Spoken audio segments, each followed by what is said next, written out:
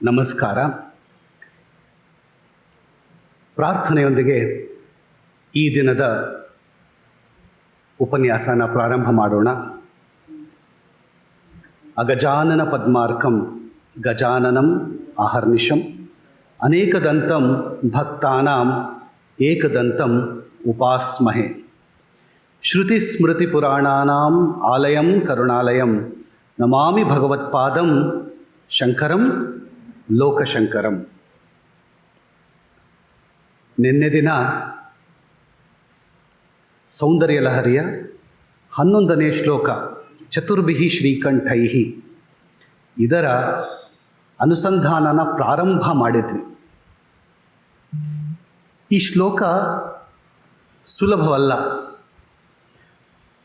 ಕೇಳಿ ಮತ್ತೆ ಮತ್ತೆ ಕೇಳಿ ಮನನ ಮಾಡಿಕೊಳ್ಳಬೇಕಾದ ಶ್ಲೋಕ. ಸೌಂದರ್ಯ ಲಹರಿ ಮ್ಯಾಥಮ್ಯಾಟಿಕಲ್ ಒಂದು ಗಣಿತಶಾಸ್ತ್ರಕ್ಕೆ ಸವಾಲಾಗಿರುವಂತಹ ಶ್ರೀಚಕ್ರದ ವರ್ಣನೆಯನ್ನು ಆದಿಶಂಕರರು ಮಾಡಿದ್ದಾರೆ. ಅದೊಂದೇ ಅಲ್ಲ, ಈ ಶ್ಲೋಕವು ಬಹಳ ಅರ್ಥಗರ್ಭಿತವಾಗಿದೆ.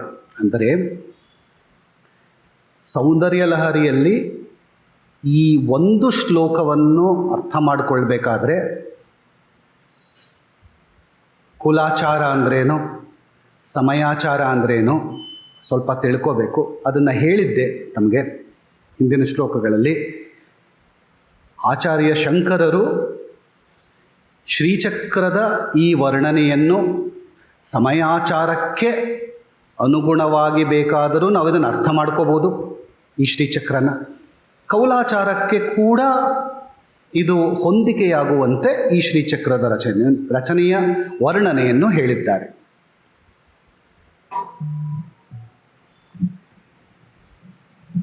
ಶ್ರೀಚಕ್ರ ಏನು ಅಂತ ಈಗ ಒಳಗಡೆ ಹೋಗೋಣ.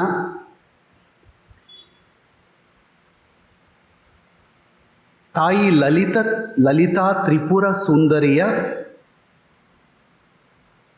ಮಂದಿರವೇ ಶ್ರೀಚಕ್ರ. ದೇವಿಯ ಸ್ವರೂಪವೇ ಶ್ರೀಚಕ್ರ ಅಂತ ಹೇಳ್ತೀವಿ. ಇದು ದೇವಿಯ ಯಂತ್ರಾತ್ಮಕ ಸ್ವರೂಪ. ಶ್ರೀಚಕ್ರನ ಭಗವತಿಯ ಆಸನ ಹಾಗೂ ಅವಳ ಶರೀರವೆಂದು ಹೇಳಲಾಗಿದೆ.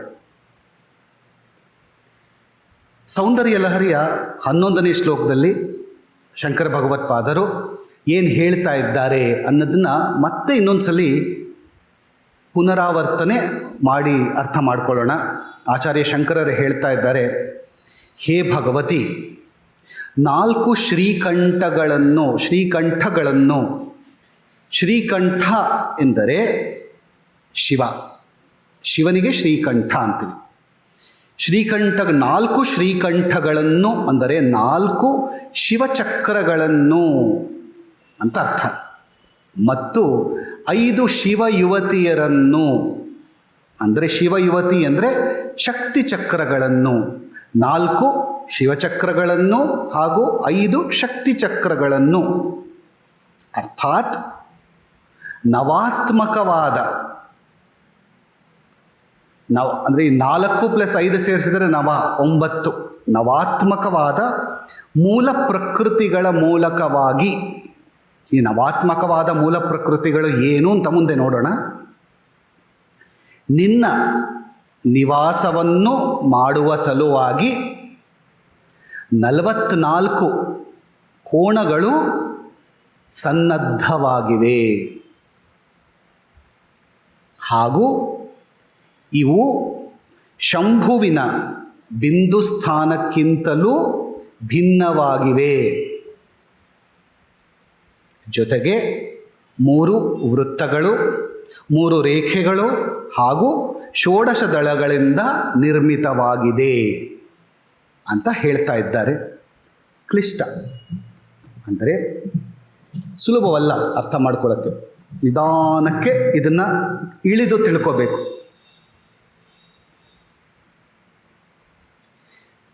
ಸಾಮಾನ್ಯವಾಗಿ ನಾವು ಒಂದು ಶ್ರೀಚಕ್ರ ಅಂತ ನೋಡಿದಾಗ ಯಾವುದೇ ಶ್ರೀಚಕ್ರದ ಪುಸ್ತಕ ನೋಡಿದ್ರೆ ಒಂದು ಮೂಲ ಶ್ಲೋಕ ಒಂದು ಕೊಟ್ಟಿರ್ತಾರೆ.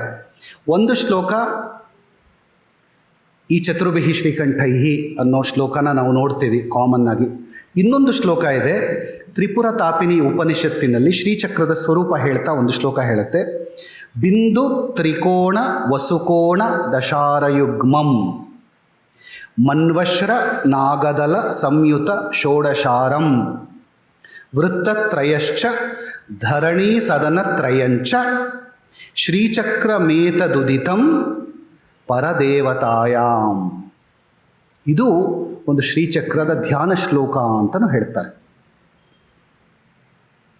ಈ ಶ್ರೀಚಕ್ರದ ಮಧ್ಯದಲ್ಲಿ ಶ್ರೀಮಾತೆ, ಶ್ರೀಮಾತಾ, ಶ್ರೀ ಮಹಾರಾಜ್ಞಿ ಅಂತ ನಾವು ಲಲಿತಾ ತ್ರಿಪುರ ಸುಂದರಿಗೆ ಆರಾಧಿಸುತ್ತಾ ಅವಳ ನಾಮವನ್ನು ಕರೆಯುತ್ತೇವೆ. ಈ ಶ್ರೀಚಕ್ರದ ಮಧ್ಯದಲ್ಲಿ ಶ್ರೀಮಾತೆ ಶ್ರೀ ಲಲಿತಾ ತ್ರಿಪುರ ಸುಂದರಿಯಾಗಿ ರಾಜರಾಜೇಶ್ವರಿಯಾಗಿ ಶ್ರೀಮದ್ ಸಿಂಹಾಸನದ ಮೇಲೆ ವಿರಾಜಮಾನಳಾಗಿದ್ದಾಳೆ. ಶ್ರೀಚಕ್ರರಾಜನಿಲಯ ಶ್ರೀಮತ್ ಸಿಂಹಾಸನೇಶ್ವರಿ ಅಂತ ನಾವು ಲಲಿತಾ ತ್ರಿಪುರ ಸುಂದರಿಗೆ ನಾವು ಅವಳನ್ನು ಹಾಗೆ ಸಂಬೋಧನೆ ಮಾಡುತ್ತೇವೆ. ಅವಳು ಶ್ರೀಚಕ್ರವನ್ನು ತನ್ನ ಪೀಠವಾಗಿ, ತನ್ನ ಶರೀರವಾಗಿ ಅವಳು ಇಟ್ಟುಕೊಂಡಿದ್ದಾಳೆ. ಹೀಗೆ ನಾವು ಯೋಚನೆ ಮಾಡಿದಾಗ ಶ್ರೀಚಕ್ರದಲ್ಲಿ ಅವಳು ಕುಳಿತಿದ್ದಾಳೆ ಅಂತ ನಾವು ಶ್ರೀಚಕ್ರವನ್ನು ತೆಗೆದುಕೊಂಡು ಪೂಜೆ ಮಾಡಿದಾಗ ಅದು ಬಹಿರ್ಯಾಗ ಅಂತ ಅನ್ನಿಸ್ಕೊಳ್ಳುತ್ತೆ. ಈ ಶ್ಲೋಕವನ್ನು, ಈ ಸೌಂದರ್ಯ ಲಹರಿಯ 11ನೇ ಶ್ಲೋಕವನ್ನು ಸಾಧಕರು ಅನುಸಂಧಾನ ಮಾಡಿ ಅರ್ಥ ಮಾಡಿಕೊಂಡ ಪಕ್ಷದಲ್ಲಿ ಇಡೀ ಸೃಷ್ಟಿಯ ರಹಸ್ಯವನ್ನೇ ತಿಳಿದಂತಾಗುತ್ತದೆ. ಈ ಶ್ಲೋಕದ ಸ್ಥೂಲ ರೂಪದ ತಾತ್ಪರ್ಯವನ್ನು ಅನುಸಂಧಾನ ಮಾಡೋಣ. ಮೊದಲು ಶ್ರೀಚಕ್ರದಲ್ಲಿ ಯಾರಿಗಾರು ಮೊಬೈಲ್ ಇದ್ದರೆ ನೀವು ಶ್ರೀಚಕ್ರನ ಓಪನ್ ಮಾಡ್ಕೊಂಡು ನೋಡ್ಕೋಬಹುದು.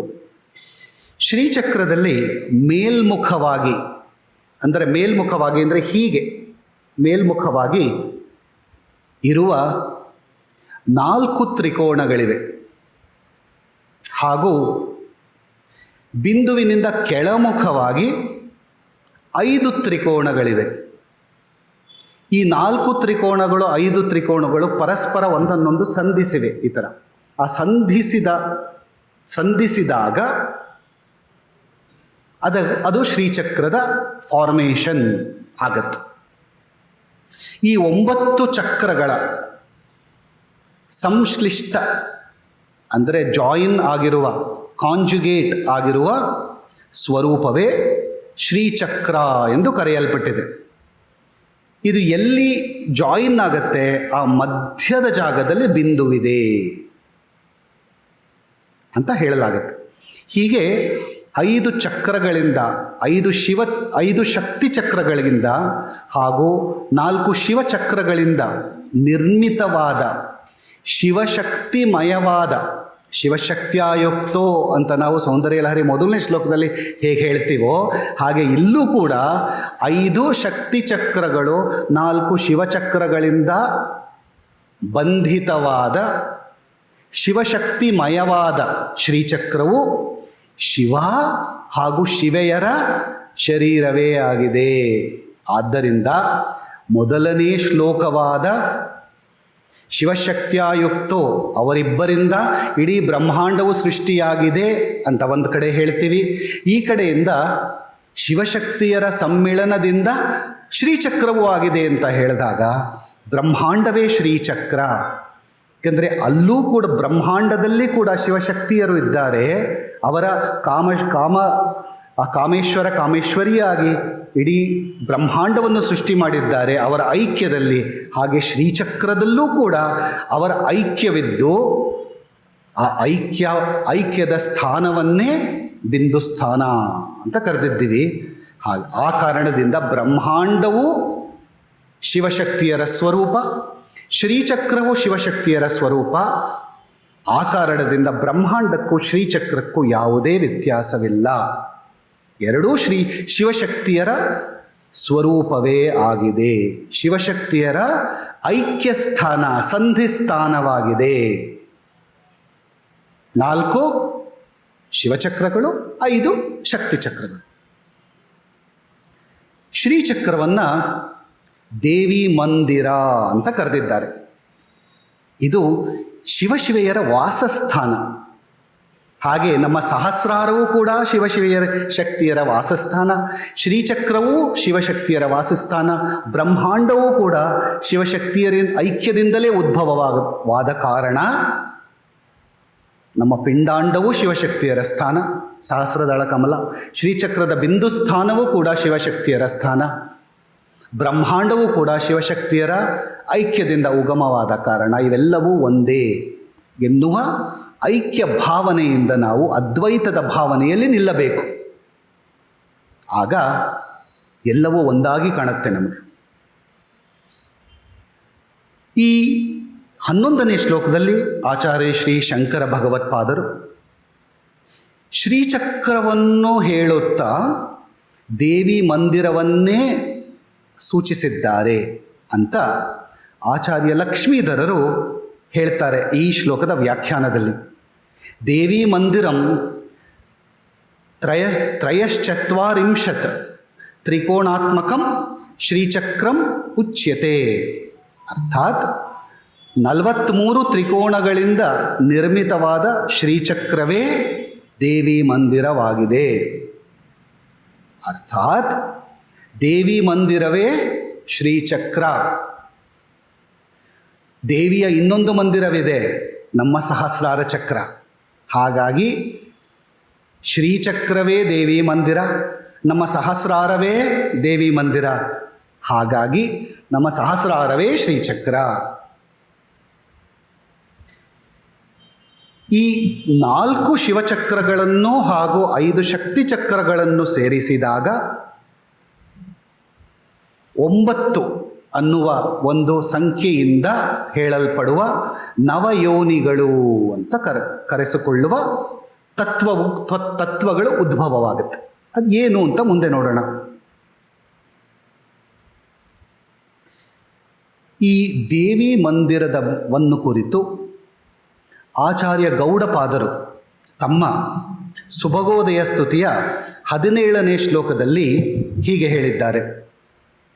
ತ್ರಿಕೋಣೈರಷ್ಟಾರಂ ತ್ರಿಭಿರಪಿ ದಶಾರಂ ಸಮುದಭೂದ್ ದಶಾರಂ ಭೂಗೇಹಾದಪಿ ಚ ಭುವನಾಶ್ರಂ ಸಮಭವತ್ ತಥೋ ಭೂನಾಗಾರಂ ನೃಪತಿ ದಲಮಸ್ಮಾತ್ ತ್ರಿವಲಯಂ ಚತುರ್ದ್ವಾ ಪ್ರಾಕಾರ ತ್ರಿತಯ ಮಿದಮೇದಾಂಬ ಶರಣಂ ಅಂತ ಹೇಳಿದ್ರು.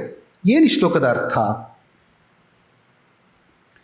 ಇಲ್ಲಿ ಶ್ರೀಚಕ್ರ ಹೇಗೆ ಹುಟ್ಟುತ್ತೆ ಅಂತ ಹೇಳಿದರು. ತ್ರಿಕೋಣಗಳಿಂದ ಅಷ್ಟಾರವು ಹುಟ್ಟುತ್ತದೆ. ಅಷ್ಟಾರವು ಹುಟ್ಟುತ್ತದೆ ಅಂದರೆ ಬಿಂದು, ತ್ರಿಕೋಣ, ಅಷ್ಟಾರ ಈ 3 ಜನಿಸುತ್ತವೆ. ಅಂದರೆ ಶ್ರೀಚಕ್ರ ಮೊದಲು ಬಿಂದು ರೂಪ, ಆಮೇಲೆ ತ್ರಿಕೋಣ ರೂಪ, ತ್ರಿಕೋಣ ರೂಪದಿಂದ ಅಷ್ಟಾರ ರೂಪ, ಅಷ್ಟಕೋಣ, ವಸುಕೋಣ ಅಂತೀವಿ. ಅಷ್ಟಾರ ಅಂದರೆ ವಸು ಅಂದರೆ 8, ವಸುಕೋಣ.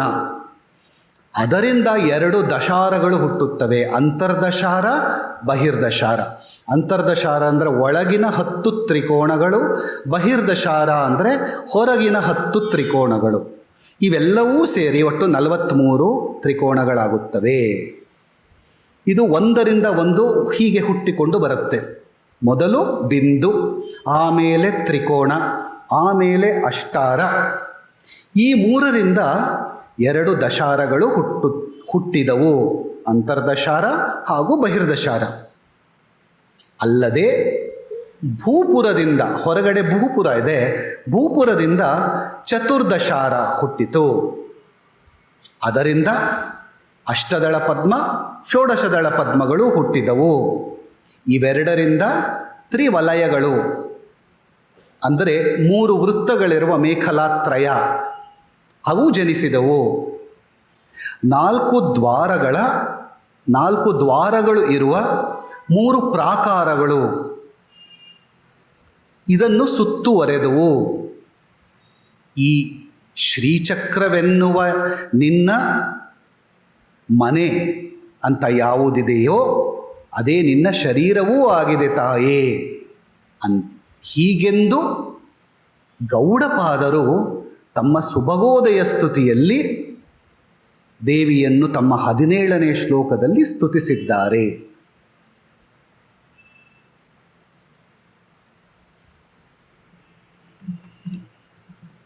ಈಗ ಚತುರ್ಭಿಹಿ ಶ್ರೀಕಂಠೈಹಿ ಅನ್ನೋ ಪದನ ಆದಿಶಂಕರರು ಈ ಶ್ಲೋಕದಲ್ಲಿ ಉಪಯೋಗಿಸಿದ್ದಾರೆ. ಈ ಶ್ಲೋಕವನ್ನು ಈ ಚತುರ್ಭಿಹಿ ಶ್ರೀಕಂಠೈಹಿ ಎನ್ನುವ ಪದಗಳಿಂದಲೇ ಪ್ರಾರಂಭ ಮಾಡಿದ್ದಾರೆ. ಏನು ಹೀಗೆ ಹೇಳಿದಾಗ ಚತುರ್ಭಿಹಿ ಅಂದರೆ 4 ಸಂಖ್ಯೆಗಳುಳ್ಳ, ಶ್ರೀಕಂಠೈಹಿ ಎಂದರೆ ಶಿವನಿಗೆ ಸಂಬಂಧಪಟ್ಟ ಕೋಣಗಳು ಅಥವಾ ಚಕ್ರಗಳು ಅಂತ. ಶ್ರೀಕಂಠ ಅಂದರೆ ಏನು? ಶ್ರೀಕಂಠ ಅಂದರೆ ಶ್ರೀಹಿ ಎಂದರೆ ವಿಷ, ಶ್ರೀಕಂಠ ಅಂದರೆ ಸದಾಶಿವ, ಶೃಣಾತೀತಿ ಶ್ರೀಹಿ ಅಂದರೆ ಸಾಯಿಸುತ್ತಾದ್ದರಿಂದ ಇದು ವಿಷ. ಲಕ್ಷ್ಮೀಧರರು ಹೇಳ್ತಾರೆ ಶ್ರೀಕಂಠೈಹಿ ಅಂತ ಹೇಳ್ತಾ, ಶೃಣಾತಿ ಹಿನಸ್ತೀತಿ ಶ್ರೀಹಿ ವಿಷಂ ಕಂಠೆ ಯಸ್ಯಾಸೌ ಶ್ರೀಕಂಠಃ ಹರಃ ತೇ ಕೋಣ ಅಪಿ ಶ್ರೀಕಂಠಾಃ ತದಾಸ್ಮಾತ್ ತದ್ಯಪದೇಶಃ ಅಂತ ಹೇಳ್ತಾ ಶ್ರೀಕಂಠಾತ್ಮಕೈರಿತ್ಯರ್ಥಃ ಅಂತ ಹೇಳ್ತಾರೆ. ಇದರ ಅರ್ಥ ಯಾವುದು ಹಿಂಸಿಸುವುದೋ ಅದು ಶ್ರೀ, ಅರ್ಥಾತ್ ಯಾರ ಕಂಠದಲ್ಲಿ ವಿಷವಿದೆಯೋ, ಹೀಗಾಗಿ ಈ ವಿಷಯದಿಂದ ಯಾರ ಕಂಠದಲ್ಲಿ ವಿಷವಿದೆಯೋ ಅವನು ಶ್ರೀಕಂಠ. ಅವನಿಗೆ ಸಂಬಂಧಪಟ್ಟ ಯಾವ ಕೋಣಗಳಿವೆಯೋ ಅವನ್ನು ಕೂಡ ಶ್ರೀಕಂಠ ಅಂತ ಕರೆದರು ಈ ಶ್ಲೋಕದಲ್ಲಿ, ಅರ್ಥಾತ್ ಹರ. ಈ ಕಾರಣದಿಂದಾಗಿ ಅವನ ಕೋಣಗಳನ್ನು ಕೂಡ ಇಲ್ಲಿ ಅಭೇದದ ಸಂಬಂಧದಿಂದ ಶ್ರೀಕಂಠ ಎನ್ನುವ ಪದದಿಂದ ಸಂಬೋಧಿಸಲಾಗಿದೆ. ಇದರ ನಿಜವಾದ ಅರ್ಥ ಶ್ರೀಕಂಠಾತ್ಮಕ 4 ಕೋಣಗಳಿಂದ ಕೂಡಿದಂತಹ ಚಕ್ರಗಳು ಅಂತ. ಚತುರ್ಭಿಹಿ ಶ್ರೀಕಂಠೈಹಿ ಎಂದರೆ ಈ ಶಿವನಿಗೆ ಸಂಬಂಧಪಟ್ಟ ಶ್ರೀಚಕ್ರದ ಕೋಣಗಳು ಯಾವುವು ಅಂತ ನೋಡಿದ್ರೆ ಇದರಲ್ಲಿ ಇವಾಗ ಸ್ವಲ್ಪ ಚೇಂಜ್ ಆಗುತ್ತೆ. ನಾವು ನೋಡಿದ್ದು ಒಂದು ಸ್ಥೂಲ ರೂಪದಲ್ಲಿ ನೋಡಿದಾಗ ಶ್ರೀಚಕ್ರಕ್ಕೆ 4 ಮೇಲ್ಮುಖವಾದ ತ್ರಿಕೋಣಗಳು, 5 ಕೆಳಮುಖವಾದ ತ್ರಿಕೋಣಗಳು ಅಂತ ಕಾಣುತ್ತೆ. ಸಾಮಾನ್ಯವಾಗಿ ಇದನ್ನೇ ಎಲ್ಲರೂ ಹೇಳೋದು. ಆದರೆ ಆದಿಶಂಕರರು ಇನ್ನೂ ಒಳಗಡೆ ಸೀಕ್ರೆಟ್ ಕೊಟ್ಟೋಗ್ತಾರೆ. ಅದಷ್ಟೇ ಅಲ್ಲ, ಇನ್ನೊಂದು ಕಾನ್ಫಿಗರೇಷನ್ ಇದೆ, ಇದು ಸಮಯಾಚಾರದ ಕಾನ್ಫಿಗರೇಷನ್ ಅಂತ ಹೇಳ್ತಾರೆ. ಈ ಕಾನ್ಫಿಗರೇಷನ್ನಲ್ಲಿ ಚೇಂಜ್ ಆಗುತ್ತೆ. ಈ 4 ಶ್ರೀಕಂಠಾತ್ಮಕವಾದ ಶಿವಚಕ್ರಗಳು ಯಾವುವು ಅಂದರೆ ಅಷ್ಟದಳ, ಷೋಡಶದಳ, ಮೇಖಲಾತ್ರಯ, ಭೂಪುರತ್ರಯ ಹಾಗೂ ಬಿಂದುನ ಸೇರಿಸ್ತಾರೆ. ಬಿಂದುವು ಶಿವಾತ್ಮಕವಾದದ್ದು, ಶಿವನಿಗೆ ಸಂಬಂಧಪಟ್ಟದ್ದು. ಆದ್ದರಿಂದ ಸೆಂಟರ್ ಬಿಂದುನ ಆದಿಶಂಕರರು ಶಿವಚಕ್ರಕ್ಕೆ ಸೇರಿಸಿದ್ದಾರೆ. ಅದು ಬಿಟ್ಟು ಆಚೆ ಇರುವ 43 ಕೋಣಗಳು ಇದೆಯಲ್ಲ ಮಧ್ಯದಲ್ಲಿ, ಅದನ್ನು ಬಿಟ್ಟು ಯಾವುದು ಅಷ್ಟದಳ ಪದ್ಮಗಳು 8 ಪದ್ಮಗಳಿವೆ ಅದು, ಮತ್ತು ಷೋಡಶದಳ ಪದ್ಮ 16 ಪದ್ಮಗಳು ಹಾಗೂ ಮೇಖಲೆಗಳು 3 ರೇಖೆಗಳು ಹಾಗೂ ಅಂದರೆ ವೃತ್ತತ್ರಯಗಳು ಹಾಗೂ ಭೂಪುರ ಅಂತ ಆಚೆ ಇದೆ. ಈ 4 ಶಿವಚಕ್ರಗಳು ಅಂತ ಸಮಯಾಚಾರದಲ್ಲಿ ಹೇಳುತ್ತಾರೆ. ಈ 5 ಶಕ್ತಿ ಚಕ್ರಗಳು ಅಂತಂದಾಗ ಒಳಗಡೆ ಇರುವ ತ್ರಿಕೋಣಗಳಿಂದ ಮಾಡಿದ 5 ಎನ್ಕ್ಲೋಜರ್ಸ್, ಹೊರಗಡೆ ಇರುವ 4 ಎನ್ಕ್ಲೋಜರ್ಸ್ನ ಶಿವಚಕ್ರಗಳು ಪ್ಲಸ್ 1 ಬಿಂದು, ಒಳಗಡೆ ಇರುವ 5 ಎನ್ಕ್ಲೋಜರ್ಸ್ ನವ ಆವರಣ ತಗೊಂಡಾಗ ಹೊರಗಡೆ ಇರುವ ಎನ್ಕ್ಲೋಜರ್ಸು ಶಿವಚಕ್ರ, ಒಳಗಡೆ ಇರುವ 5 ಎನ್ಕ್ಲೋಜರ್ಸು ಶಕ್ತಿ ಚಕ್ರ ಅಂತ ಆದಿಶಂಕರರು ಸಮಯಾಚಾರ ತತ್ಪರವಾಗಿ ಈ ಸೌಂದರ್ಯಲಹರಿ 11ನೇ ಶ್ಲೋಕದಲ್ಲಿ ಬೇರೆ ಇಂಟರ್ಪ್ರಿಟೇಷನ್ ಸಮಯಾಚಾರಕ್ಕೆ ತಕ್ಕ ಹಾಗೆ ಕೊಟ್ಟಿದ್ದಾರೆ. ಆದರೆ ಅದನ್ನು ಹೇಳಲ್ಲ. ಚತುರ್ಭಿಹಿ ಶ್ರೀಕಂಠಯಿ ಅಂತ ಒಂದು ವರ್ಡ್ ಹೇಳ್ತಾರೆ, ಶಿವಯುವತಿಭಿಹಿ ಅಂತ ಹೇಳಿ 5 ಚಕ್ರನ ಹೇಳ್ತಾರೆ, ಅಷ್ಟೇ ಹೇಳಿರೋದು. ಅದಾದಮೇಲೆ 44 ತ್ರಿಕೋಣಗಳಾಗುತ್ತವೆ, 9 ನವಯೋನಿಗಳಾಗುತ್ತವೆ ಮೂಲ ಪ್ರಕೃತಿ ಅಂತ ಹೇಳಿದರು. ಸೊ ಇಷ್ಟು ಹೇಳಿ ಇದರ ಒಳಗಿನ ಅರ್ಥವನ್ನು ನಾವು ಅರ್ಥ ಮಾಡ್ಕೋಬೇಕು ಅಂತ ಬಿಟ್ಬಿಟ್ಟಿದ್ದಾರೆ. ಅರ್ಥ ಮಾಡಿಕೊಂಡಾಗ ಸಮಯಾಚಾರದಲ್ಲಿ ತತ್ಪರರಾದ ಲಕ್ಷ್ಮೀಧರರು ಇದು ಸಮಯಾಚಾರಕ್ಕೆ ಅನುಗುಣವಾಗಿ ಅರ್ಥವಾಗಬೇಕಾದರೆ ಹೀಗೆ ಈ ಶ್ರೀಚಕ್ರದ ವಿಭಜನೆಯಾಗಬೇಕು ಅಂತ ಹೇಳಿದ್ದಾರೆ. ಈಗ ಮುಂದೆ ಶಂಭೋಹೋ ಎನ್ನುವ ಪದ ಉಪಯೋಗಿಸಿದ್ದಾರೆ ಈ ಶ್ಲೋಕದಲ್ಲಿ. ಶಂಭೋಹೋ ಎನ್ನುವ ಪದದಿಂದ ಏನು ಹೇಳ್ತಾ ಇದ್ದಾರೆ? ಶಂಭೋಹ ಅಂತ ಹೇಳಿ 4 ಶ್ರೀಕಂಠ ಕೋಣಗಳಿವೆ ಅಂತ ಮತ್ತೆ ಹೇಳ್ತಾ ಇದ್ದಾರೆ. ಪ್ರಭಿನ್ನಾಭಿಹಿ ಅನ್ನೋ ಪದ ಉಪಯೋಗಿಸಿದ್ದಾರೆ ಆದಿಶಂಕರರಲ್ಲಿ. ಪ್ರಭಿನ್ನಾಭಿಹಿ ಅಂದರೆ ಬೇರೆಯಾದ ಅಂತ, ಅಂದರೆ ಇದಲ್ಲದೆ ಅದಕ್ಕಿಂತ ವಿಪರೀತವಾದ, something that is totally different from ಅನ್ನೋ ಅರ್ಥ. ಹಂಗಂದ್ರೆ ಏನು? 4 ಶಿವಚಕ್ರಗಳಿವೆ, ಅದಕ್ಕಿಂತ ಅತಿ ವಿಪರೀತವಾಗಿ ಭಿನ್ನವಾದ 5 ಶಕ್ತಿ ಚಕ್ರಗಳಿವೆ ಅಂತ ಹೇಳಿದ್ರು. ಇದನ್ನು ನಾವು ಅನುಸಂಧಾನ ಮಾಡಿದ್ರೆ 2 ರೀತಿ ಅರ್ಥ ಬರುತ್ತೆ. ಒಂದು, 4 ಅಪ್ವರ್ಡ್ ಫೇಸಿಂಗ್ ಮೇಲ್ಮುಖವಾದ 4 ತ್ರಿಕೋಣಗಳಿವೆ, ಅದಕ್ಕಿಂತ ವಿಪರೀತವಾಗಿ ಅಂದರೆ ಅದಕ್ಕಿಂತ ಆಪೋಸಿಟ್ ಸೈಡಲ್ಲಿ ಪ್ರಭಿನ್ನಾಭಿಹಿ ಆಪೋಸಿಟ್ ಆಗಿರೋ ಕೆಳಮುಖವಾದ 5 ಚಕ್ರಗಳಿವೆ ಅಂತ ಒಂದರ್ಥ. ಇನ್ನೊಂದು ಸಮಯಾಚಾರದ ಅರ್ಥದಲ್ಲಿ ಇದು ಬೇರೆ ಬೇರೆಯಾಗಿ ಕಾಣುತ್ತೆ. ಅಂದರೆ ಶಿವಚಕ್ರಗಳು ಹೊರಗಿನ 4, ಶಕ್ತಿ ಚಕ್ರವು ಒಳಗಿನ 5, ಒಂದಕ್ಕೆ ಒಂದು ಟಚ್ ಆಗಲ್ಲ, ಬೇರೆ ಬೇರೆಯಾಗಿದೆ ಅಂತ ಹೇಳ್ತಾರೆ.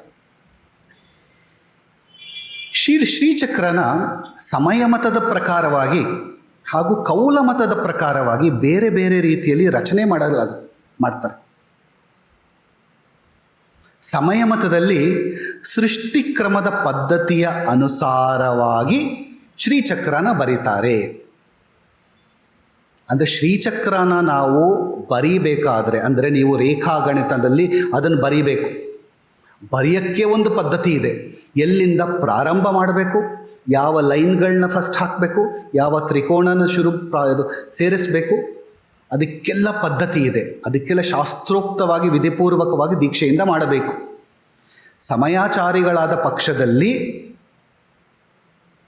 ಸೃಷ್ಟಿಕ್ರಮದಲ್ಲಿ ಶ್ರೀಚಕ್ರದ ರಚನೆಯನ್ನು ಮಾಡಬೇಕು, ಅದು ಶಾಸ್ತ್ರ. ಕೌಲಮತದ ಪ್ರಕಾರ ಸಂಹಾರ ಕ್ರಮದಲ್ಲಿ ಅಥವಾ ಸಂಹಾರ ಕ್ರಮದ ಪದ್ಧತಿಯಲ್ಲಿ ಶ್ರೀಚಕ್ರವನ್ನು ಬರೆಯಬೇಕು. ಹೇಗಿದು ಮಾಡೋದು ಅಂದರೆ, ಲಕ್ಷ್ಮೀಧರರ 11ನೇ ಶ್ಲೋಕದ ವ್ಯಾಖ್ಯಾನನ ಸಂಸ್ಕೃತದಲ್ಲಿ ಬರೆದಿದ್ದಾರೆ. ಅದನ್ನು ಅರ್ಥ ಮಾಡಿಕೊಂಡ್ರೆ, ಅವ್ರು ಬರೆದಿದ್ದಾರೆ, ಅದು ಬರೆದು ಅರ್ಥ ಮಾಡಿಕೊಂಡು ಅನುಸಂಧಾನ ಮಾಡಿ ಫಾಲೋ ಮಾಡೋದು ಸುಲಭವಲ್ಲ. ಯಾರಿಗೆ ದೀಕ್ಷೆ ಆಗಿರುತ್ತೆ ಅವರಿಗೆ ಅವರು ತಿಳಿದಿರ್ತಾರೆ. ಇನ್ನೊಂದು ಮುಖ್ಯವಾದ ಡಿಫ್ರೆನ್ಸು, ಸಮಯಮತದಲ್ಲಿ ಸಂಹಾರ ಕ್ರಮದಲ್ಲಿ ಶ್ರೀಚಕ್ರದ ಪೂಜೆಯನ್ನು ಮಾಡಲಾಗುತ್ತದೆ. ಇಲ್ಲಿ ಉಲ್ಟಾ, ಸಂಹಾರ ಕ್ರಮದಲ್ಲಿ ಶ್ರೀಚಕ್ರದ ಪೂಜೆಯನ್ನು ಮಾಡಲಾಗುತ್ತದೆ. ಕೌಲಮತದಲ್ಲಿ ಸೃಷ್ಟಿ ಕ್ರಮದಲ್ಲಿ ಶ್ರೀಚಕ್ರದ ಪೂಜೆಯನ್ನು ಮಾಡಲಾಗುತ್ತದೆ. ಇದು ಆಮೇಲೆ ಹೇಳ್ತೀನಿ ಏನು ಅಂತ. ಒಂದು ಎಕ್ಸಾಂಪಲ್, ಸಮಯ ಮತದಲ್ಲಿ ನಾವು ಪೂಜೆ ಮಾಡಬೇಕಾದ್ರೆ ನವಾವರಣ ರೀತಿಯಲ್ಲಿ ಪೂಜೆ ಮಾಡ್ತೀವಿ. ಅಂದರೆ ಹೊರಗಿನ ತ್ರೈಲೋಕ್ಯ ಮೋಹನ ಚಕ್ರದಿಂದ ಒಳಗಡೆ ಬಿಂದುಗೆ ಹೋಗ್ತೀವಿ. We traverse from outside to inside. ಇದು ಸಂಹಾರ ಕ್ರಮ. ನಮ್ಮ ಒಳಗೆ ಸಂಹಾರ ಕ್ರಮ ಅಂದರೆ ನಮ್ಮ ಚಕ್ರಗಳಲ್ಲಿ ಮೂಲಾಧಾರದಿಂದ ಸಹಸ್ರಾರಕ್ಕೆ ಹೋಗುವುದು ನಮ್ಮ ಸಂಹಾರ ಕ್ರಮ. ಲಯ ಮಾಡಿಕೊಂಡು ಒಂದು ಚಕ್ರದಿಂದ ಇನ್ನೊಂದು ಚಕ್ರ ಲಯ ಮಾಡ್ಕೊಂಡು ಹೋಗೋದು ಅರ್ಥ ಮಾಡ್ಕೊಂಡ್ವಿ ಅಲ್ವಾ? ಅದು ಸಂಹಾರ ಕ್ರಮ. ಕಡೆಗೆ ಎಲ್ಲವೂ ಸಹಸ್ರಾರಕ್ಕೆ ಹೋಗುತ್ತೆ. ಇದು ಸಂಹಾರ ಕ್ರಮ. ಹಾಗೆ ಸಮಯ ಮತದಲ್ಲೂ ಕೂಡ ಮಧ್ಯ ಬಿಂದುವೇ ಸಹಸ್ರಾರ ಚಕ್ರ. ಆದ್ದರಿಂದ ಹೊರಗಿನಿಂದ ನಾವು ಶ್ರೀಚಕ್ರನ ಒಳಗಡೆಗೆ ಹೋಗೋದು ಸಂಹಾರ ಕ್ರಮ. ಇದು ಸಮಯ ಮತ. ಕೌಲ ಮತದಲ್ಲಿ ಸೃಷ್ಟಿ ಕ್ರಮದಲ್ಲಿ ಪೂಜೆ ಮಾಡಲಾಗುತ್ತದೆ. ಅದು ಕೌಲ ಮತದವರು ಬಿಟ್ಟುಬಿಡೋಣ. ಇನ್ನೊಂದು ಡಿಫರೆನ್ಸು, ಸಮಯ ಮತದಲ್ಲಿ ಶ್ರೀಚಕ್ರದ ಬಿಂದುವು ಚತುಷ್ಕೋಣ ಅಂದರೆ ಭೂಪುರದ ಮಧ್ಯದಲ್ಲಿ ಸ್ಥಿತವಾಗಿರುತ್ತದೆ. ಕೌಲಮತದಲ್ಲಿ ಶ್ರೀಚಕ್ರದ ಬಿಂದುವು ಮಧ್ಯ ತ್ರಿಕೋಣದ ಮಧ್ಯದಲ್ಲಿ ಸ್ಥಿತವಾಗಿರುತ್ತದೆ. ಅಂದರೆ ಸಮಯಮತದ ಶ್ರೀಚಕ್ರದಲ್ಲಿರುವ ಬಿಂದುಗೂ ಕೌಲಮತದಲ್ಲಿರುವ ಶ್ರೀಚಕ್ರದ ಮಧ್ಯದಲ್ಲಿರುವ ಬಿಂದುಗೂ ವ್ಯತ್ಯಾಸವಿರುತ್ತದೆ. ಆದ್ದರಿಂದ ನೀವು ಮನೆಯಲ್ಲಿ ಪೂಜೆ ಮಾಡುವಾಗ ಕೌಲಮತದ ಶ್ರೀಚಕ್ರ ಇಟ್ಕೊಂಡಿರ್ತೀರೋ ಸಮಯ ಮತದ ಶ್ರೀಚಕ್ರ ಇಟ್ಕೊಂಡಿರ್ತೀರೋ ನಿಮಗೆ ಗೊತ್ತಾಗಲ್ಲ. ಆದ್ದರಿಂದ ಹೇಳ್ತಾರೆ, ದಯವಿಟ್ಟು ಶ್ರೀಚಕ್ರವನ್ನು ಪೂಜೆ ಮಾಡುವಾಗ ಮನೆಯಲ್ಲಿ ತಂದುಕೊಂಡು ಇಟ್ಕೊಂಡು ಪೂಜೆ ಮಾಡಬೇಕಾದ್ರೆ ತಿಳಿದುಕೊಂಡು ಪೂಜೆ ಮಾಡಿ. ಒಂದು ಬಿಂದು, ಏಕೆಂದರೆ ಶಿವಶಕ್ತಿಯರ ಸ್ಥಾನ ಸಮಯಾಚಾರದಲ್ಲಿ ಭೂಪುರದ ಮಧ್ಯದಲ್ಲಿ ಸೆಂಟರ್ ಪಾಯಿಂಟಲ್ಲಿರುತ್ತೆ.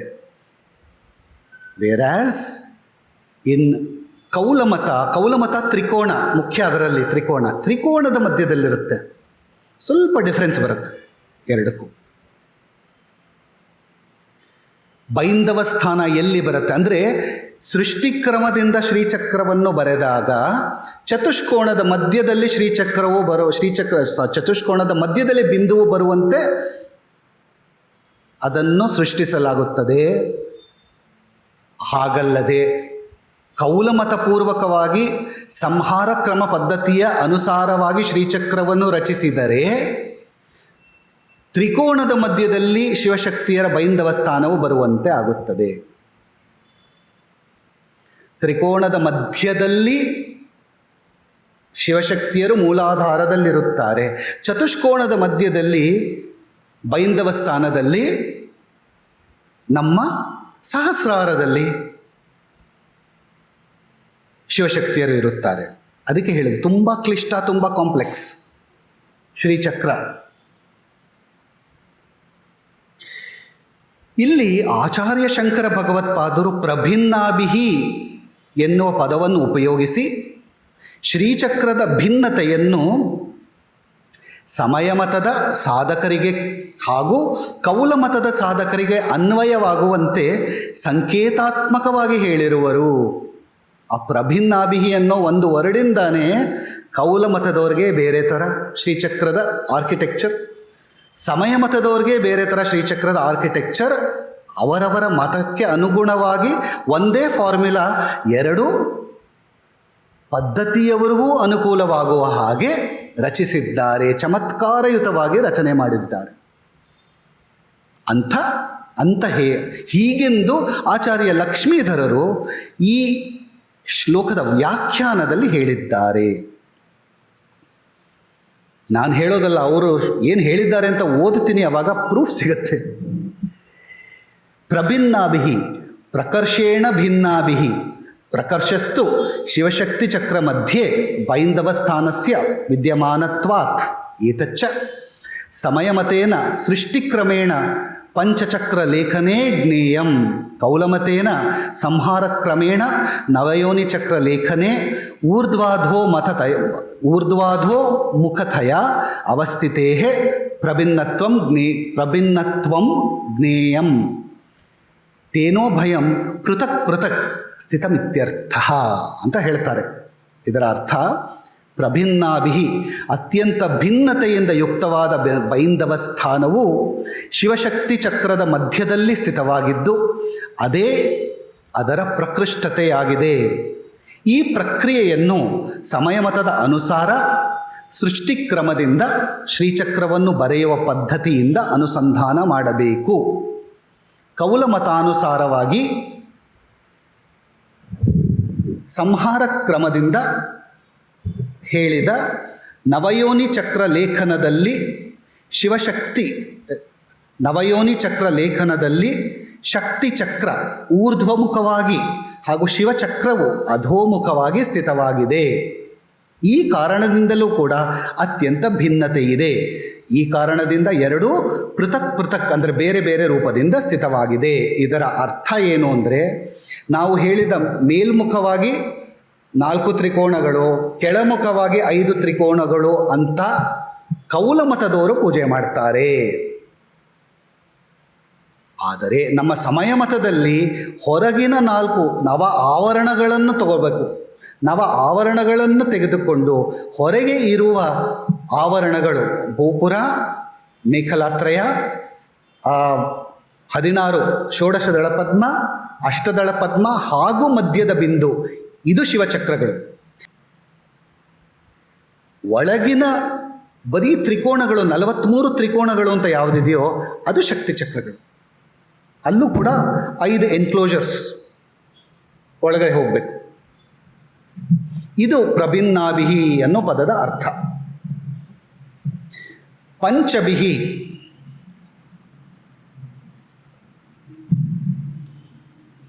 ಪಂಚಭಿಹಿ ಶಿವಯುವತಿಭಿಹಿ ಶಿವಯುವತಿಭಿಹಿ ಅಪಿ ಅಂತ ಹೇಳಿದ್ದಾರೆ. ಇದನ್ನು ಹೇಳ್ತಾ 5 ಶಕ್ತಿ ಕೋಣಗಳನ್ನು ಹೇಳಿದ್ದಾರೆ ಶಂಕರ ಭಗವತ್ಪಾದರು.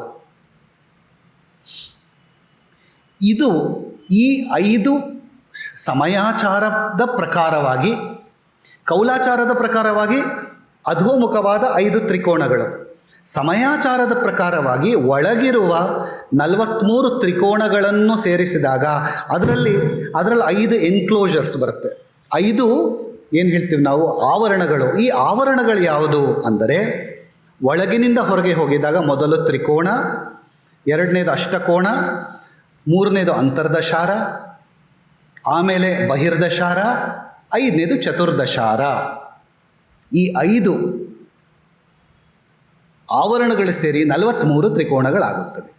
ಇದು ಶಕ್ತಿ ಚಕ್ರ. ಮುಂದೆ ನವಭಿಹಿ ಮೂಲ ಪ್ರಕೃತಿಭಿಹಿ ಅಪಿ ಅಂತ ಹೇಳಿದ್ರು. ಈ ಪದಗಳನ್ನು ಬಳಸಿ ಶ್ರೀಚಕ್ರದ ಹಾಗೂ ಅದರ ಜೊತೆಗೆ ಬ್ರಹ್ಮಾಂಡದ ಹಾಗೂ ಪಿಂಡಾಂಡದ ಅನೇಕ ರಹಸ್ಯಗಳನ್ನು ಹುದುಗಿಸಿ ಇಟ್ಟಿದ್ದಾರೆ. ಹಾಗೆ ಮಾಡಿ ಕೇವಲ ಸಂಕೇತಾತ್ಮಕವಾಗಿ ನವಭಿಹಿ ಮೂಲ ಪ್ರಕೃತಿಭಿಹಿ ಅಪಿ ಅಂತ ಹೇಳಿಬಿಟ್ಟಿದ್ದಾರೆ.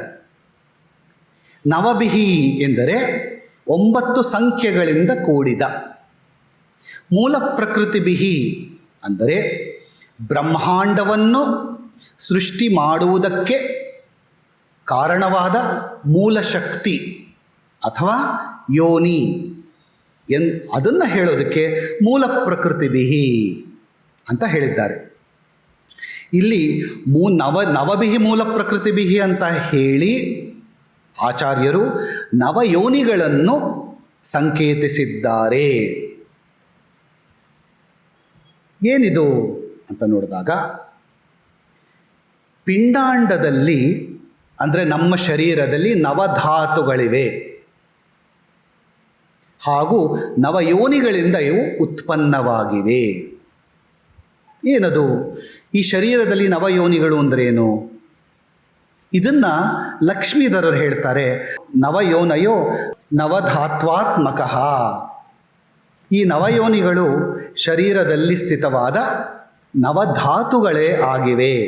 ಏನಿದು ನವಧಾತುಗಳು ಅಂದಾಗ, ತ್ವಕ್, ಮೊದಲನೇದು ತ್ವಕ್ ಅಂದರೆ ಸ್ಕಿನ್, ನಮ್ಮ ಚರ್ಮ. ಎರಡನೇದು ಅಸೃಕ್ ಅಂದರೆ ಬ್ಲಡ್, ರಕ್ತ. ಮೂರನೇದು ಮಾಂಸ, ಮಸಲ್ಸ್ ಆ್ಯಂಡ್ ಟಿಶ್ಯೂಸ್ ಸೇರಿ. ನಾಲ್ಕನೇದು ಮೇದ, ಫ್ಯಾಟ್. 5 ಅಸ್ಥಿ ಅಂದರೆ ಬೋನ್. 6 ಮಜ್ಜ ಅಂದರೆ ಬೋನ್ ಮ್ಯಾರೋ ಆ್ಯಂಡ್ ಸ್ಪೈನಲ್. 7ನೇದು ಶುಕ್ರ ಅಂದರೆ ಸೀಮನ್. 8ನೇದು ಪ್ರಾಣ ಅಂದರೆ ಲೈಫ್ ಫೋರ್ಸ್. 9 ಜೀವ ಅಂದರೆ ನಮ್ಮ ಜೀವಾತ್ಮ, ಅದು ಒಳಗಿರುವ ಜೀವ. ಈ 9 ನಮ್ಮ ಒಳಗಡೆ ಇರುವ ನವಧಾತುಗಳು. ಈ ನವಧಾತುಗಳಿಂದ ಆದ ನವಯೋನಿಗಳು, ಇದೇ ನಮ್ಮ ಮೂಲ ಪ್ರಕೃತಿ ಅಂತ ಕರೆದರು. ಕಾಮಿಕಾಗಮ ಅಂತ ಒಂದು ಆಗಮ ಇದೆ. ಈ ನವಧಾತುಗಳಲ್ಲಿ 4 ಶಿವನ ಮೂಲಕ ಸ್ಥಿತವಾಗಿದೆ, 5 ಶಕ್ತಿಯ ಮೂಲಕ ಸ್ಥಿತವಾಗಿದೆ. ಹಾಗಾಗಿ ನಮ್ಮ ಶರೀರವೇ ಶ್ರೀಚಕ್ರ ಅಂತ ಹೇಳುತ್ತೆ. ಏನದು? ಶಿವನ ಮೂಲಕವಾಗಿ ಸ್ಥಿತವಾದ 4 ಧಾತುಗಳು ಯಾವುದು? ಮಜ್ಜ, ಬೋನ್ ಮ್ಯಾರೋ ಆ್ಯಂಡ್ ಸ್ಪೈನಲ್; ಶುಕ್ರ, ಸೀಮನ್; ಪ್ರಾಣ, ಲೈಫ್ ಫೋರ್ಸ್; ಜೀವ. ಈ 4 ಶಿವನಿಗೆ ಸಂಬಂಧಪಟ್ಟದ್ದು. ಎಷ್ಟು ಚೆನ್ನಾಗಿದೆ ನೋಡಿ. ಮಜ್ಜೆ, ಶುಕ್ರ, ಪ್ರಾಣ, ಜೀವ, ಮ್ಯಾಸ್ಕ್ಯುಲೈನ್ ಈ 4. ಶಕ್ತಿಯ ಮೂಲಕವಾಗಿ ಸ್ಥಿತವಾದದ್ದು ನಮ್ಮ ದೇಹದಲ್ಲಿ ತ್ವಕ್, ಸ್ಕಿನ್; ಅಸೃಕ್, ಬ್ಲಡ್. ಆದ್ದರಿಂದ ರಕ್ತವು ಸ್ತ್ರೀಗೆ ಸಂಬಂಧಪಟ್ಟದ್ದಾದ್ದರಿಂದ ಅದನ್ನು ಶಕ್ತಿ ಅಂತ ಕರೆದಿದ್ದಾರೆ ತುಂಬ ಚೆನ್ನಾಗಿ. ಹಾಗೆ ಸೀಮನ್, ಶುಕ್ರವು ಶಿವನಿಗೆ ಸಂಬಂಧಪಟ್ಟದ್ದಾದ್ದರಿಂದ ಅದನ್ನು ಜೀವ, ಶುಕ್ರ, ಪ್ರಾಣ; ಮಜ್ಜೆ, ಬೋನ್ ಮ್ಯಾರೋ, ಅದನ್ನು ಶಿವನಿಗೆ ಸಂಬಂಧಪಟ್ಟಿದ್ದು. ಮತ್ತೆ ವಾಪಸ್ ಬರೋಣ. ತ್ವಕ್, ಸ್ಕಿನ್ ಶಕ್ತಿಗೆ ಸಂಬಂಧಪಟ್ಟದ್ದು; ಅಸೃಕ್, ಬ್ಲಡ್ ಶಕ್ತಿಗೆ ಸಂಬಂಧಪಟ್ಟದ್ದು; ಮಾಂಸ, ಮಸಲ್ಸ್ ಆ್ಯಂಡ್ ಟಿಶ್ಯೂಸ್; ಮೇದ, ಫ್ಯಾಟ್; ಅಸ್ಥಿ, ಬೋನ್. ಇವೆಲ್ಲವೂ ಶಕ್ತಿಗೆ ಸಂಬಂಧಪಟ್ಟಿದ್ದು. ಆದ್ದರಿಂದ ಇದನ್ನು ಸೇರಿಸಿದಾಗ ಏನಾಗುತ್ತೆ?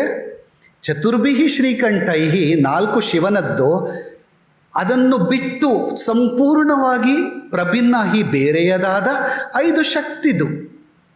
ಇವೆಲ್ಲ ಸೇರಿದಾಗ ನಮ್ಮ ದೇಹವೆನ್ನುವ ಶ್ರೀಚಕ್ರದ ರಚನೆಯಾಗುತ್ತದೆ.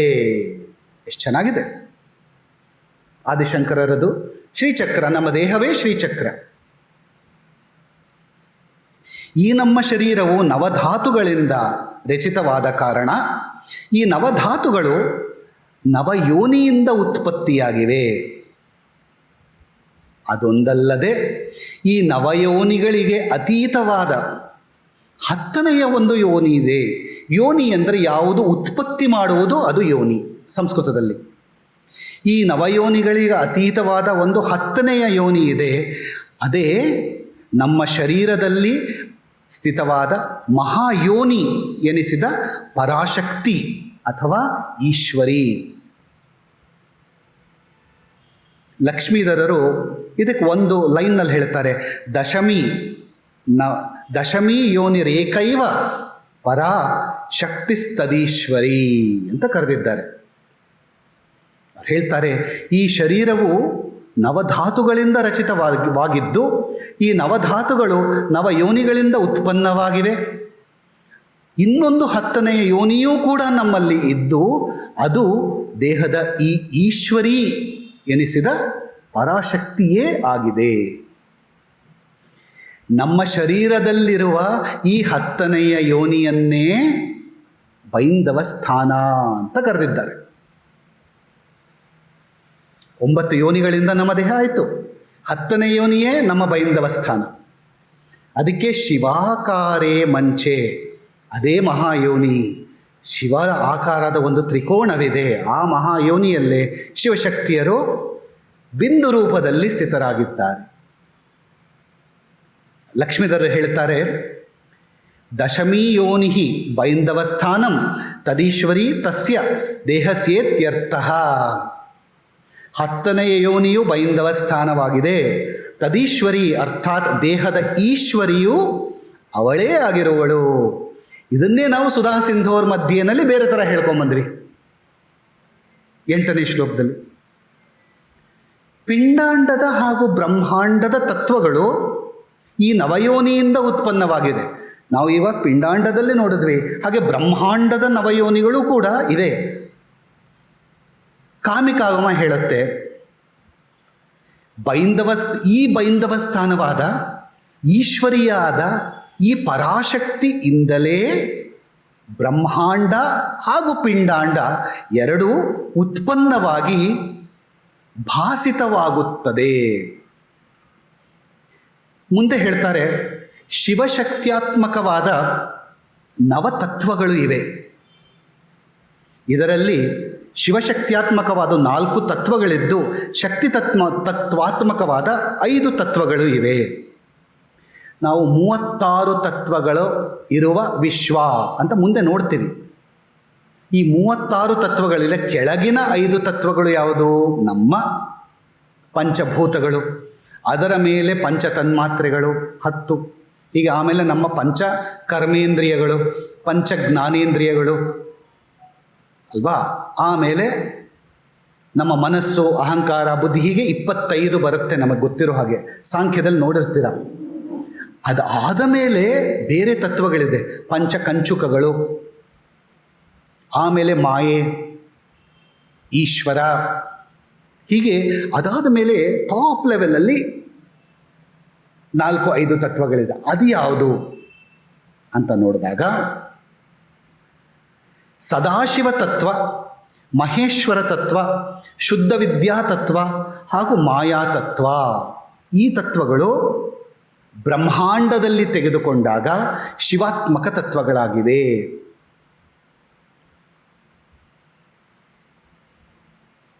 ಹಾಗಲ್ಲದೆ ಪ್ರಭಿನ್ನಾಭಿಹಿ, ಅದನ್ನು ಬಿಟ್ಟು ವಿಪರೀತವಾಗಿ ಇರುವ ಪಂಚಮಹಾಭೂತಗಳು ಅಂತ ಕರಿತೀವಲ್ಲ, ಇವು ಶಕ್ತ್ಯಾತ್ಮಕ ತತ್ವಗಳಾಗಿವೆ. ಶಿವಾತ್ಮಕ ತತ್ವಗಳು ಯಾವುದು ಅಂತ ನೋಡಿದ್ರೆ ಸದಾಶಿವ ತತ್ವ, ಮಹೇಶ್ವರ ತತ್ವ, ಶುದ್ಧ ವಿದ್ಯಾ ತತ್ವ, ಮಾಯಾ ತತ್ವ. ಶಕ್ತ್ಯಾತ್ಮಕವಾದ 5 ತತ್ವಗಳನ್ನು ನೋಡಿದ್ರೆ ಆಕಾಶ ತತ್ವ, ವಾಯು ತತ್ವ, ಅಗ್ನಿ ತತ್ವ, ಅಪ್ ತತ್ವ, ಪೃಥ್ವಿ ತತ್ವ. ಮೇಲಿನ 36 ತತ್ವಗಳ ಮೇಲಿನದವು ಶಿವದ್ದು, ಪೂರ್ತಿ ಕೆಳಗಿದ್ದು ಶಕ್ತಿದು. ಒಂದಕ್ಕಿಂತ ಒಂದು ವಿಪರೀತವಾಗಿದೆ ಬ್ರಹ್ಮಾಂಡದಲ್ಲಿ. ಇದು ತುಂಬ ಡೀಪಾಗಿ ಹೋಗಿ ಅರ್ಥ ಮಾಡಿಕೊಳ್ಬೇಕು. ಆದಿಶಂಕರರ ಹಾಗೂ ಲಕ್ಷ್ಮೀಧರರ ವ್ಯಾಖ್ಯಾನ ನೋಡ್ಕೊಂಡು ಹೋದಾಗ ನಾವು ಸ್ವಲ್ಪ ಮುಂದೆ ಹೋಗೋಣ. ಈ 36 ತತ್ವಗಳು ಅಂತ ಹೇಳಿದ್ವಿ, ಅದು ಏನು ಅಂತ ಲಿಸ್ಟ್ ಮಾಡ್ತೀನಿ. ಶ್ರೀವಿದ್ಯಾ ಗ್ರಂಥಗಳಲ್ಲಿ ಒಂದು ಸೂತ್ರ ಗ್ರಂಥವಿದೆ, ತುಂಬ ಮುಖ್ಯವಾದ ಶ್ರೀವಿದ್ಯಾ ಗ್ರಂಥ. ವಿಷ್ಣುವಿನ ಅವತಾರಿಯಾದ ಪರಶುರಾಮ ಕೂಡ ಶ್ರೀವಿದ್ಯಾ ಉಪಾಸಕ. ಪರಶುರಾಮರು ಒಂದು ಪರಶುರಾಮ ಕಲ್ಪಸೂತ್ರ ಅಂತ ಒಂದು ಶ್ರೀವಿದ್ಯಾ ಗ್ರಂಥವನ್ನು ರಚನೆ ಮಾಡಿದ್ದಾರೆ. ಇಂದೂ ಕೂಡ ಪರಶುರಾಮ ಕಲ್ಪಸೂತ್ರಕ್ಕೆ ಅನುಗುಣವಾಗಿ ಶ್ರೀವಿದ್ಯಾ ಮತಗಳು ಇವೆ. ಪರಶುರಾಮ ಕಲ್ಪಸೂತ್ರವು ಸೂತ್ರಗಳಾಗಿ ಶ್ರೀವಿದ್ಯೆಯ ತತ್ವ ಹೇಳುತ್ತೆ. ರಾಮೇಶ್ವರರು ಅಂತ ಒಬ್ಬರಿದ್ದರು, ಅವರು ಪರಶುರಾಮ ಕಲ್ಪಸೂತ್ರಕ್ಕೆ ವ್ಯಾಖ್ಯಾನವನ್ನು ಬರೆದಿದ್ದಾರೆ. ಪರಶುರಾಮ ಕಲ್ಪಸೂತ್ರದಲ್ಲಿ 4ನೇ ಸೂತ್ರವು ಪ್ರಮುಖವಾದದ್ದು. ತತ್ವದೃಷ್ಟಿಯಿಂದ ಇದು ಮಹತ್ವಪೂರ್ಣವಾದ ಸೂತ್ರ ಅಂತ ಪರಿಗಣಿತವಾಗಿದೆ. ಇದು ಹೇಳುತ್ತೆ, ಜಗತ್ತು 36 ತತ್ವಗಳಿಂದ ಕೂಡಿದೆ ಅಂತ ಹೇಳುತ್ತೆ ಈ ಸೂತ್ರ. ಏನು ಹೇಳುತ್ತೆ ಇದು? ಷಟ್ ತ್ರಿಂಶತ್ ತತ್ವಾನಿ ವಿಶ್ವಂ ಅಂತ 4ನೇ ಸೂತ್ರ ಹೇಳುತ್ತೆ. ಈ ಸೂತ್ರದ ಭಾಷ್ಯ ಬರಿತಾ ರಾಮೇಶ್ವರರು ಹೇಳ್ತಾರೆ, ಈ 36 ತತ್ವಗಳ ಸಂಘಾತವೇ ವಿಶ್ವವೆಂದು ಕರೆಸಿಕೊಂಡಿದೆ. ವ್ಯಾವಹಾರಿಕವಾಗಿ ನೋಡಿದ್ರೆ ಈ 36 ತತ್ವಗಳಿಂದ ಕೂಡಿದ ಯಾವುದಿದೆಯೋ ಅದನ್ನು ನಾವು ವಿಶ್ವ, ಜಗತ್ತು ಅಂತ ಕರಿತೀವಿ. ಪ್ರಪಂಚ, ಬ್ರಹ್ಮಾಂಡ, ಅನೇಕ ಹೆಸರುಗಳಿಂದ ಕರೆದಿದ್ದೀವಿ. ಈ 36 ತತ್ವಗಳು ಯಾವುದು? 1 ಶಿವ, 2ನೇದು ಶಕ್ತಿ, 3ನೇದು ಸದಾಶಿವ, 4ನೇದು ಈಶ್ವರ, 5ನೇದು ಶುದ್ಧ ವಿದ್ಯಾ, 6ನೇದು ಮಾಯಾ, 7ನೇದು ಕಲಾ, 8ನೇದು ವಿದ್ಯಾ, 9ನೇದು ರಾಗ, 10ನೇದು ಕಾಲ, 11ನೇದು ನಿಯತಿ, 12ನೇದು ಪುರುಷ, 13 ಪ್ರಕೃತಿ, 14 ಬುದ್ಧಿ, 15 ಅಹಂಕಾರ, 16 ಮನಸ್ಸು, 17 ಶ್ರೋತ್ರ, ಇದು 18 ತ್ವಕ್, 19 ಚಕ್ಷುಹು, 20ನೇದು ಜಿಹ್ವಾ, 21 ಘ್ರಾಣ, 22 ವಾಕ್, 23 ಪಾಣಿ, 24 ಪಾದ, 25 ಪಾಯು, 26ನೇದು ಉಪಸ್ಥ, 27ನೇದು ಶಬ್ದ, 28ನೇದು ಸ್ಪರ್ಶ, 29 ರೂಪ, 30 ರಸ, 31 ಗಂಧ, 32 ಆಕಾಶ, 33 ವಾಯು, 34 ವಹ್ನಿ ಅಥವಾ ತೇಜಸ್ಸು, 25 ಸಲಿಲ ಆಪ ಅಥವಾ ಜಲ, 36ನೇದು ಭೂಮಯ ಅಥವಾ ಪೃಥ್ವಿ ಅಥವಾ ಭೂಹು ಅಥವಾ ಮಹಿ. ಹೀಗೆ 36 ತತ್ವಗಳನ್ನು ಒಳಗೂಡಿದ ಯಾವುದಿದೆಯೋ ಅದೇ ಬ್ರಹ್ಮಾಂಡ. ಈ ಬ್ರಹ್ಮಾಂಡವು ಶಿವಶಕ್ತಿಯರಿಂದ ಉತ್ಪನ್ನವಾಗಿ ಶ್ರೀಚಕ್ರ ರೂಪದಲ್ಲಿ ಸ್ಥಿತವಾಗಿದೆ ಅಂತ ನಾವು ಮೊದಲನೇ ಶ್ಲೋಕದಲ್ಲಿ ಹೇಳಿದ್ವಿ. 11ನೇ ಶ್ಲೋಕಕ್ಕೆ ಇದು ವಾಪಸ್ ಇದನ್ನು ಕರ್ಕೊಂಬಂದು ಹೇಗೆ ಅಂತ ರೀಕನ್ಸೈಲ್ ಮಾಡ್ತಾ ಇದ್ದೆ. Reconciliation process. ಮುಂದೆ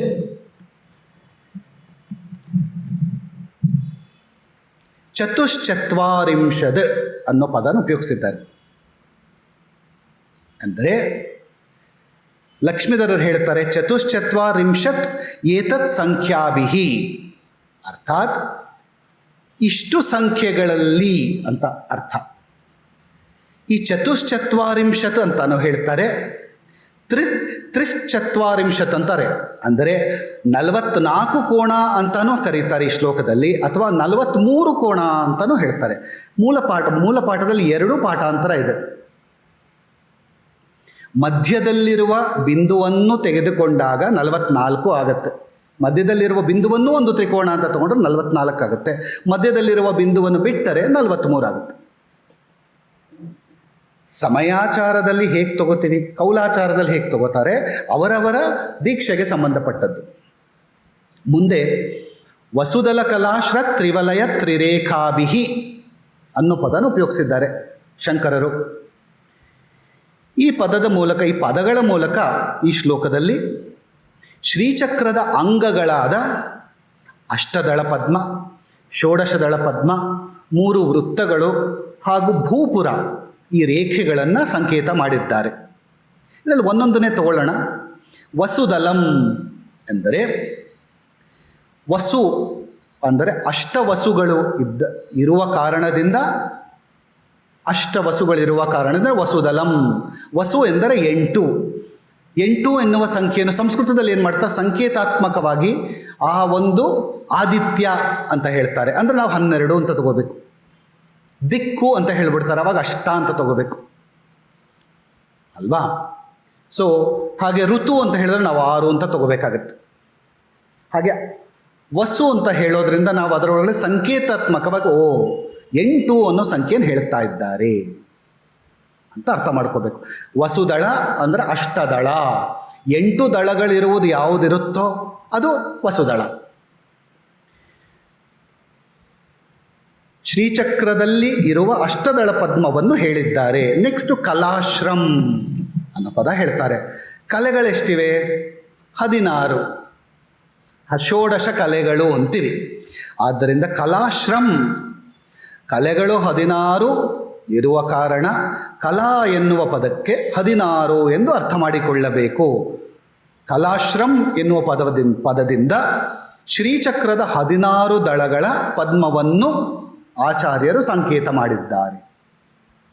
ವಸುದಲ ಕಲಾಶ್ರ ಅಂದರೆ ಅರ್ಥ ಆಯಿತು. ತ್ರಿವಲಯ ಅರ್ಥಾತ್ 3 ವಲಯಗಳು, 3 ವೃತ್ತಗಳು.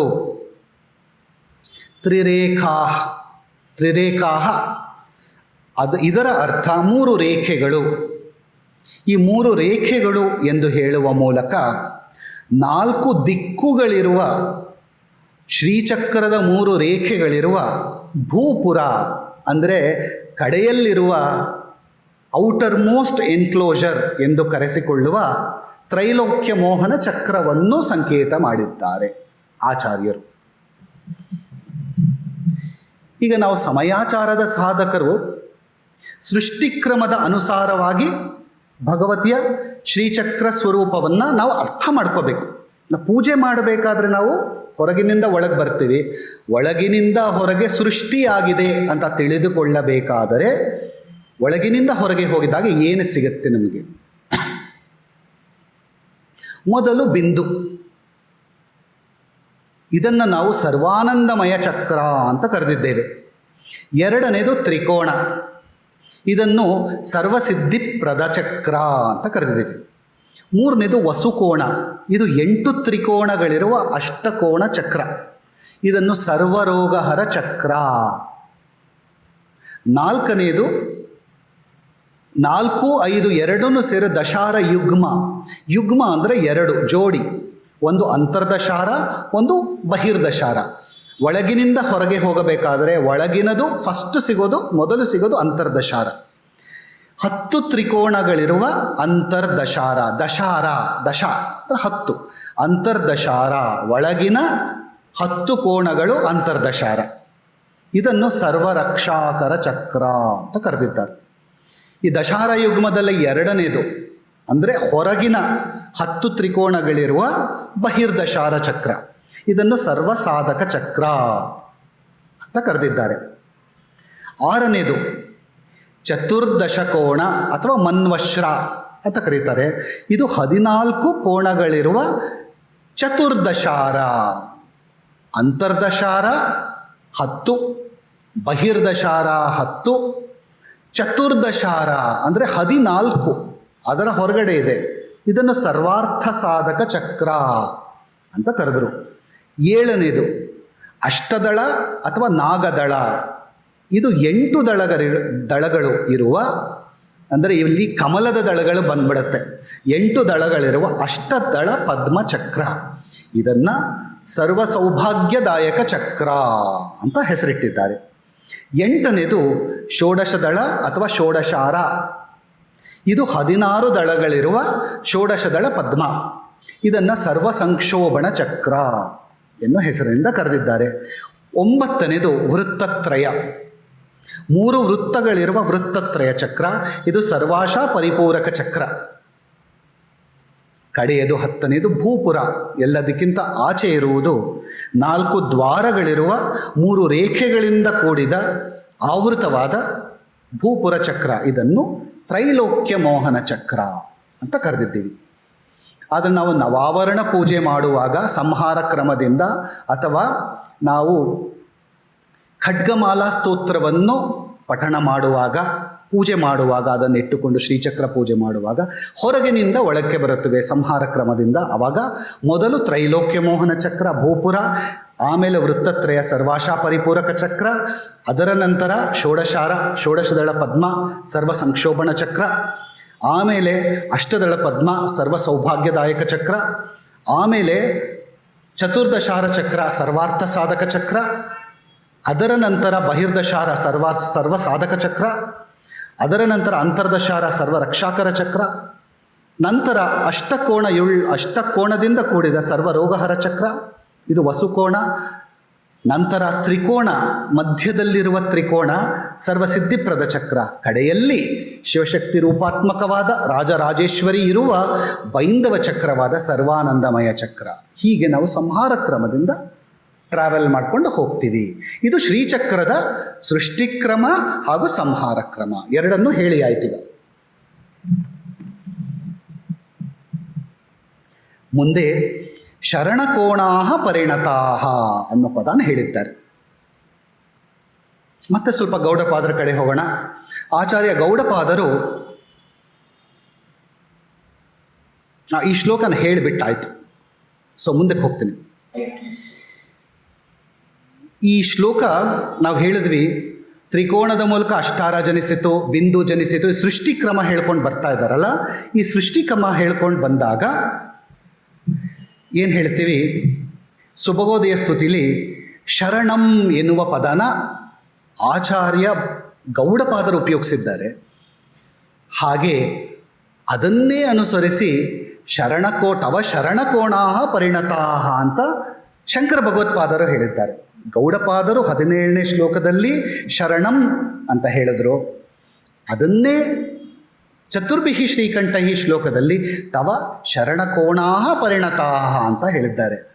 ಸೊ ಈ ಸಾಮ್ಯವನ್ನು ಗಮನಿಸಿದಾಗ ಶಂಕರ ಭಗವತ್ಪಾದರು ತಮ್ಮ 11ನೆಯ ಸೌಂದರ್ಯ ಲಹರಿಯ ಶ್ಲೋಕವನ್ನು ಸುಭಗೋದಯ ಸ್ತುತಿಯ 17ನೇ ಶ್ಲೋಕಕ್ಕೆ ಒಂದು ಪ್ರಣಾಮ ರೂಪವಾಗಿ ರಚನೆ ಮಾಡಿದ್ದಾರೆ. ಅಂದರೆ ಎರಡನ್ನೂ ಸೇರಿಸಿದಾಗ ಮಾತ್ರ ನಮಗೆ ಸಂಪೂರ್ಣವಾಗಿ ಅನುಸಂಧಾನ ಆಗುತ್ತೆ. ಈ ಕಾರಣದಿಂದ ಸುಭಗೋದಯ ಸ್ತುತಿ ಹಾಗೂ ಸೌಂದರ್ಯ ಲಹರಿ ಎರಡನ್ನೂ ಜೊತೆಗೆ ಅನುಸಂಧಾನ ಮಾಡಬೇಕು. ಕಾರಣ ಸುಭಗೋದಯ ಸ್ತುತಿಯಲ್ಲಿ ಹೇಳಿರುವ ವಿಷಯಗಳನ್ನು ಶಂಕರ ಭಗವತ್ಪಾದರು ಹೇಳಿಲ್ಲ. ಕೆಲವು ವಿಷಯಗಳು ಅಂದರೆ ನೀವು ಅದನ್ನು ಓದ್ಕೊಂಡು ಬಂದು ಇದನ್ನು ಓದ್ಕೊಂಡ್ರೆ ನಿಮಗೆ ಪೂರ್ಣವಾಗಿ ಸಿಗತ್ತೆ. ಇದು ಒಂಥರ ಜಿಕ್ಸಾ ಪಜಲ್ ಇದ್ದಂಗೆ ಜೊತೆಗೆ ಸೇರಿಸ್ಕೊಂಡು ಎರಡರಲ್ಲೂ ಏನು ಸಾಮ್ಯ ಇದೆ ಅಂತ ನೋಡ್ಕೋಬೇಕು. ಅವಾಗ ಅರ್ಥ ಆಗುತ್ತೆ. ಗೌಡಪಾದರಿಗೆ ಅತ್ಯಂತ ಹೆಚ್ಚಿನ ಒಂದು ಪ್ರಾಶಸ್ತ್ಯವನ್ನು ಕೊಟ್ಟು ಅವರ ಕೃತಿಗೆ ಒಂದು ಟೀಕಾ ಗ್ರಂಥವಾಗಿ ಸೌಂದರ್ಯ ಲಹರಿಯನ್ನು ರಚನೆ ಮಾಡಿದ್ದಾರೆ. ಸಮಯ ಮತ್ತೊಂದು ಸ್ವಲ್ಪ ಮತ್ತೆ ಒಂದು 3-4 ನಿಮಿಷ ನೋಡೋಣ. ಷೋಡಶದಳ ಪದ್ಮ ಅಂತ ನಾವು 16 ದಳಗಳಿರುವ ಪದ್ಮ ಅಂತ ಒಂದು ನೋಡಿದ್ವಿ. ಈ 16 ದಳಗಳಿರುವ ಪದ್ಮ ಏನು ಹೇಳುತ್ತೆ ಶ್ರೀಚಕ್ರದಲ್ಲಿ? ಇದು ಚಂದ್ರನ ವಾಚಕ. ಚಂದ್ರನನ್ನು ಹೇಳುವ ಬದಲು ಷೋಡಶದಳ ಪದ್ಮ ಅಂತ ಹೇಳಿದ್ದಾರೆ. ಶ್ರೀಚಕ್ರದಲ್ಲಿರುವ ಷೋಡಶದಳ ಪದ್ಮವೇ ನಮ್ಮ ಸಹಸ್ರಾರದಲ್ಲಿರುವ ಚಂದ್ರಮಂಡಲ. ಅಂದರೆ ಚಂದ್ರನ ಸ್ಥಾನವು ಸಹಸ್ರಾರ ಚಕ್ರವಾದ್ದರಿಂದ ಚತುಷ್ಕೋಣವು ಅರ್ಥಾತ್ ಭೂಪುರವು ಕೂಡ ಸಹಸ್ರಾರವೇ ಆಗಿರುವುದು. ಅದರ ಮಧ್ಯದಲ್ಲಿ ಸ್ಥಿತವಾದ ಷೋಡಶದಳ ಪದ್ಮವು ಚಂದ್ರಮಂಡಲವಾಗಿ ಸ್ಥಿತವಾಗಿದೆ. ಇದರಲ್ಲಿ ಅಮೃತದ ಸಿಂಧು ಅಥವಾ ಸುಧಾ ಸಿಂಧು ಇರುವುದು. ಸುಧಾ ಸಿಂಧೋರ್ ಮಧ್ಯೆ ಎನ್ನುವ 8ನೇ ಶ್ಲೋಕಕ್ಕೂ ಹಾಗೂ ಚತುರ್ಭಿಹಿ ಶ್ರೀಕಂಠೈಹಿ ಎನ್ನುವ 11ನೇ ಶ್ಲೋಕಕ್ಕೂ ಸಾಮ್ಯ ಏನು ಅಂತ ನೋಡಿದಾಗ, ಚತುರ್ಭಿಹಿ ಶ್ರೀಕಂಠೈಹಿ ಎನ್ನುವ ಶ್ಲೋಕದಲ್ಲಿ ಭೂಪುರ ಇದೆ. ಈ ಭೂಪುರವೇ ನಮ್ಮ ಸಹಸ್ರಾರ ಚಕ್ರ. ಈ ಭೂಪುರದ ಮಧ್ಯದಲ್ಲಿರುವ ಶ್ರೀಚಕ್ರದಲ್ಲಿ 16 ಕೋಣಗಳಿರುವ 16 ದಳಗಳಿರುವ ಒಂದು ಚಂದ್ರಮಂಡಲವಿದೆ. ಈ ಚಂದ್ರಮಂಡಲವೇ ಸಹಸ್ರಾರದಲ್ಲಿ ಮಧ್ಯದಲ್ಲಿರುವ ಚಂದ್ರಮಂಡಲ. ಸೊ ಶ್ರೀಚಕ್ರದಲ್ಲಿರುವ ಭೂಪುರವು ನಮ್ಮ ಸಹಸ್ರಾರ ಚಕ್ರ. ಶ್ರೀಚಕ್ರದಲ್ಲಿರುವ 16 ದಳಗಳ ಕಮಲಗಳೇ ನಮ್ಮ ಸಹಸ್ರಾರದಲ್ಲಿರುವ ಚಂದ್ರಮಂಡಲ. ಇದು ಸಮಯಾಚಾರಿಗಳಿಗೆ ಅನ್ವಯ ಆಗುತ್ತೆ. ಈ ಚಂದ್ರಮಂಡಲವನ್ನೇ ಸುಧಾ ಸಿಂಧು ಅಂದರು. ಆ ಸುಧಾ ಸಿಂಧೋರ್ ಮಧ್ಯೆ, ಆ ಚಂದ್ರಮಂಡಲದ ಮಧ್ಯದಲ್ಲಿ ನೀನು ಸ್ಥಿತಳಾಗಿದ್ದೀಯೆ. ಎಲ್ಲಿ? ಶ್ರೀಚಕ್ರದ ಬೈಂದವ ಸ್ಥಾನದಲ್ಲಿ ಹಾಗೂ ನನ್ನ ಚಂದ್ರಮಂಡಲದ ಬೈಂದವ ಸ್ಥಾನದಲ್ಲಿ. ಅದು ಸುಧಾ ಸಿಂಧೋರ್ ಮಧ್ಯೆ. ಅದು ಮತ್ತೆ ನಮ್ಮ ಚತುರ್ಭಿಹಿ ಶ್ರೀಕಂಠಹಿ ಎರಡು ಒಂದನ್ನೇ ಹೇಳ್ತಾ ಇದೆ. ಈ ಸುಧಾ ಸಿಂಧುವಿನಲ್ಲಿಯೇ ಮಹಾಮಾಯೆಯಾದ ಭಗವತಿಯಾದ ಪತಿವ್ರತಾ ಕುಂಡಲಿನಿಯು ನಿವಾಸವನ್ನು ಮಾಡಿದ್ದಾಳೆ. ಮೊನ್ನೆ ನೋಡಿದ್ದೀವಿ. ಕುಮಾರಿ, ಯೋಷಿತ ಕುಂಡಲಿನಿ, ಬಾಲಕುಂಡಲಿನಿ, ಕುಮಾರಿ ಕುಂಡಲಿನಿ, ತರುಣಿ ಕುಂಡಲಿನಿ ಹಾಗೂ ಪತಿವ್ರತಾ ಕುಂಡಲಿನಿ. ಇಲ್ಲಿ ಅವಳ ನಿವಾಸ, ಪತಿವ್ರತಾ ಕುಂಡಲಿನಿಯ ನಿವಾಸ ಸಹಸ್ರಾರ ಚಕ್ರ. ಈ ಶ್ರೀಚಕ್ರದಲ್ಲಿಯೇ ಸುಧಾ ಸಿಂಧುವಿದೆ.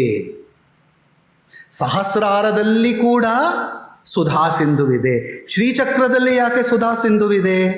ಶ್ರೀಚಕ್ರದಲ್ಲಿ 16 ದಳಗಳಿರುವ ಚಂದ್ರಮಂಡಲವಿದೆ. ಚಂದ್ರಮಂಡಲಕ್ಕೆ ಏನು ಕರೆಯೋದು? ಸೋಮರಸ ಅಂದರೆ ಅಮೃತದ ರಸ. ಶ್ರೀಚಕ್ರದಲ್ಲಿ ಸೋಮರಸವಿದೆ, ಅಮೃತದ ರಸವಿದೆ, ಸುಧಾ ಸಿಂಧುವಿದೆ. ನಮ್ಮ ಸಹಸ್ರಾರದಲ್ಲಿ ಚಂದ್ರಮಂಡಲವಿದೆ. ಆ ಚಂದ್ರಮಂಡಲದಲ್ಲಿಯೇ ಅಮೃತದ ಈ ರಸ ಅಂದರೆ ಏನು? ಕಿರಣಗಳು. ರಶ್ಮಿಗಳನ್ನು ರಸ ಎಂದು ಕರೆದಿದ್ದಾರೆ. ಚಂದ್ರನ ಶೀತಲವಾದ, ಅಗ್ನಿಯಷ್ಟು ಪ್ರಖರವಾದ, ಸೂರ್ಯನಷ್ಟು ದೇದೀಪ್ಯಮಾನವಾದ, ವಿದ್ಯುತ್ತಿನ ಕಾಂತಿಯಷ್ಟು ಉಜ್ವಲವಾದ, ಆದರೆ ಚಂದ್ರಕಾಂತಿಯಷ್ಟೇ ತಂಪಾದ ದೇವಿಯ 360 ಕಿರಣಗಳು ನನ್ನ ಎಲ್ಲ ಚಕ್ರಗಳ ನಾಡಿಗಳನ್ನು ಸಿಂಚನ ಮಾಡುತ್ತವೆ ಅಂತ 14ನೇ ಶ್ಲೋಕದಲ್ಲಿ ಬರುತ್ತೆ ಮುಂದೆ. ಸೊ ಇದಕ್ಕೆ ಲಿಂಕ್ ಕೊಡ್ತಾ ಇದ್ದೀನಿ. ಆ 14ನೇ ಶ್ಲೋಕಕ್ಕೆ ಬಂದಾಗ ಇದು ಲಿಂಕ್ ಸಿಗುತ್ತೆ. ಶ್ರೀಚಕ್ರವೇ ಸುಧಾಸಿಂಧು, ಸಹಸ್ರಾರದಲ್ಲಿ ಸುಧಾಸಿಂಧು ಇರುವುದು, ಸಹಸ್ರಾರದ ಚಂದ್ರಮಂಡಲದಲ್ಲಿ ಸುಧಾಸಿಂಧು ಇರುವುದು, ಚಂದ್ರಮಂಡಲವೇ ಶ್ರೀಚಕ್ರ, ಇದು ಷೋಡಶ ಕಲಾತ್ಮಕವಾಗಿರುವುದು ಅಂತ ಹೇಳಿದಾಗ ಚಂದ್ರನು ಷೋಡಶ ಕಲಾಯುಕ್ತನು. ಸಮಯ ಮತದ ಇದು 2 ಸಲ ಹೇಳ್ಕೊಂಡು ಬಂದಿದ್ದೀವಿ ಮುಂಚೆ. ಸಮಯ ಮತದ ಶ್ರೀವಿದ್ಯಾ ಪ್ರಕಾರ ಪಾಡ್ಯ ಆದಿ ಷೋಡಶ ನಿತ್ಯೆಯರಲ್ಲಿ, ಷೋಡಶ ದಿನಗಳಲ್ಲಿ ಹಾಗೂ ರಾತ್ರಿಗಳಲ್ಲಿ ಕಲಾವೃದ್ಧಿ ಹಾಗೂ ಕಲಾಕ್ಷಯ. ಶುಕ್ಲ ಪಕ್ಷದಲ್ಲಿ ಕಲೆಯ ವೃದ್ಧಿಯಾಗುತ್ತದೆ, ಕೃಷ್ಣ ಪಕ್ಷದಲ್ಲಿ ಕಲೆಯ ಕ್ಷಯವಾಗುತ್ತದೆ. ಇದರ ಅನುಸಾರವಾಗಿಯೇ ಪೂಜೆಯ ವಿವಿಧ ವಿಧಾನವಿರುವುದು. ಎಲ್ಲಿ ಶ್ರೀ ವಿದ್ಯೆಯ ಪ್ರಕಾರ ಕಲೆಯ ಕ್ಷೀಣ, ಕಲೆಯ ವೃದ್ಧಿ, ಇದರ ಪ್ರಕಾರ ವಿವಿಧ ರೀತಿಯ ಶ್ರೀವಿದ್ಯಾ ಪದ್ಧತಿಯ ಆಗಮ ತತ್ವವಿರುವುದು. ಈ ಕಾರಣದಿಂದಾಗಿಯೇ ಚಂದ್ರಮಂಡಲವೇ ಶ್ರೀಚಕ್ರ ಹಾಗೂ ಶ್ರೀಚಕ್ರವೇ ಚಂದ್ರಮಂಡಲ. ಲಕ್ಷ್ಮೀಧರರು ಹೇಳ್ತಾರೆ, ಶಿರದಲ್ಲಿ ಸ್ಥಿತವಾದ ಚಂದ್ರಮಂಡಲವು ಸಕಲ ಯೋಗಶಾಸ್ತ್ರಗಳಲ್ಲಿ ಪ್ರಸಿದ್ಧವಾಗಿದೆ. ಸಮಯಗಳ ಪ್ರಕಾರ ಇದೇ ಶ್ರೀಚಕ್ರ.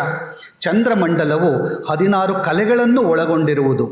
ಶ್ರೀವಿದ್ಯೆಯಲ್ಲಿಯೂ ಕೂಡ ಪ್ರತಿಪದ, ಪಾಡ್ಯ ಆದಿ 16 ದಿನಗಳಲ್ಲಿ ಆಗುವ ಕಲೆಗಳ ವೃದ್ಧಿ ಹಾಗೂ ಕ್ಷಯದ ವರ್ಣನೆ ಇದೆ.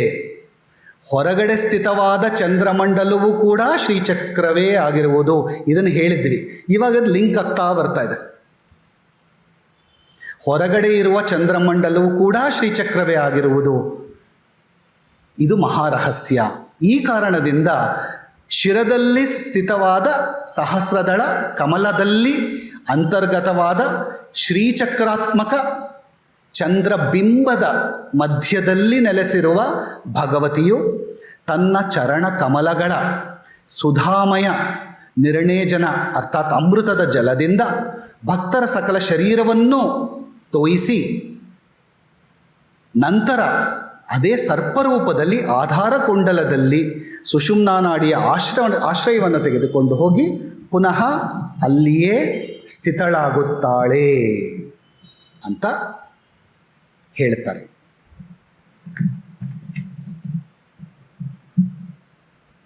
ಇಲ್ಲಿಗೆ ಇಂದಿನ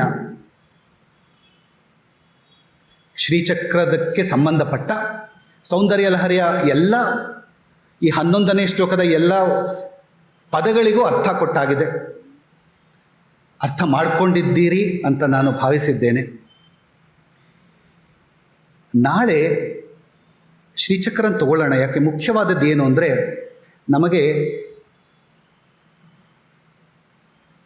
ಒಂದು ಸ್ವಲ್ಪ ಸೃಷ್ಟಿಕ್ರಮ ಅರ್ಥ ಆಗಬೇಕು, ಹಾಗೂ ಜೊತೆಗೆ ಸಂಹಾರ ಕ್ರಮನೂ ಅರ್ಥ ಆಗಬೇಕು. ಏನು ಅಂದರೆ, ಶ್ರೀಚಕ್ರ ಸಂಹಾರ ಕ್ರಮದಲ್ಲಿ ತ್ರೈಲೋಕ್ಯ ಮೋಹನ ಚಕ್ರದಲ್ಲಿ ಯಾವ ದೇವತೆಗಳಿದ್ದಾರೆ, ಅದರ ಒಳಗಡೆ ಯಾವ ದೇವತೆಗಳಿದ್ದಾರೆ, ಅದು ತಿಳ್ಕೊಂಡ್ರೆ ನೀವು ನವಾವರಣ ಪೂಜೆ ನಾಳೆ ಮಾಡಬೇಕು ಅಂದಾಗ, ಶ್ರೀಚಕ್ರನ ಮನೇಲಿ ಇಟ್ಕೊಂಡು ಪೂಜೆ ಮಾಡಬೇಕು ಅಂದರೆ ಬಹಿರ್ಯಾಗ ಮಾಡಬೇಕು ಅಥವಾ ಅಂತರ್ಯಾಗ ಮಾಡ್ಕೋಬೇಕು ಅನ್ನೋ ಒಂದು ಮನಸ್ಸು ಬಂದ ಪಕ್ಷದಲ್ಲಿ ಅದರ ಜ್ಞಾನದ ಒಂದು ಚಿತ್ರಣ ಬೇಕಾಗತ್ತೆ ನಮಗೆ.